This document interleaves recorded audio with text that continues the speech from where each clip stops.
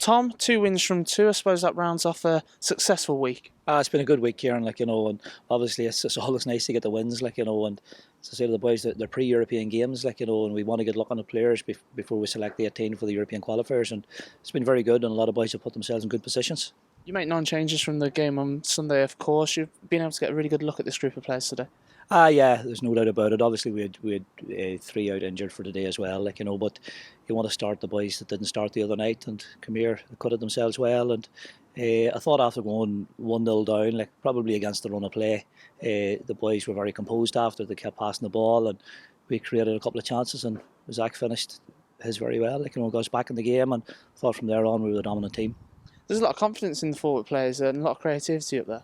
Yeah, there's a lot of good, intelligent individuals too, and technically gifted, so you try to get them on the ball as much as you can, but they're good opponents. Austria were hard to break down, even when they went to 10 men, even the same the other night, they were well organised, they had 2 blocks of 4, they denied us space, and players can become very impatient and you start to force things, and maybe that was happening at times for us, but still I felt that the longer the game went on and the more we started to stretch them, gaps would open up, and that's how it panned out.